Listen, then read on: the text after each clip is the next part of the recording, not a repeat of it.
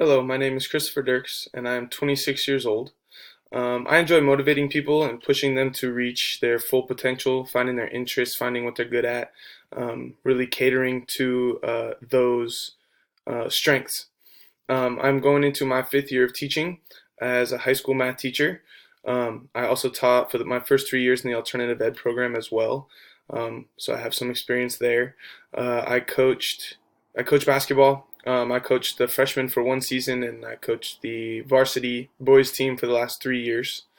Both of these platforms give me an opportunity to motivate and to find students and athletes' strengths and interests and really push them towards those goals. Um, this summer I got married.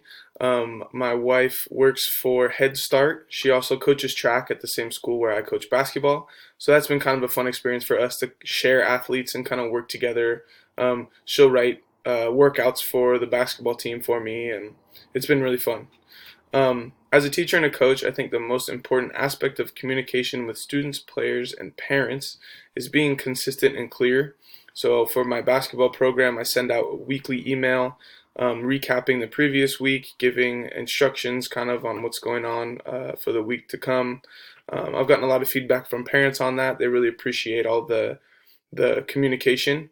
And in our community, emails need to be sent in English and Spanish. The school is about 45% Hispanic, so that's something that I need to continue to work on. I did that a little bit this year, but probably not enough. I could improve my communication by incorporating more technology. Our school is this year will be one-to-one technology, so every student will have an iPad. Um, and with that, there's a lot of tools that can be used to communicate with big groups. Google Classroom being the obvious one.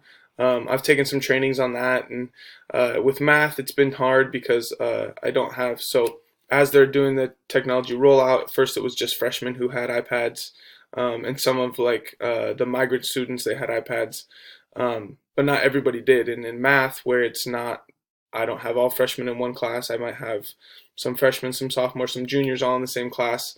It was difficult for me to implement things like Google Classroom when only half of my students had the technology. So this year, it'll be important for me to use those tools that I have, knowing that all of the students have their own iPad, they have access to Google Classroom.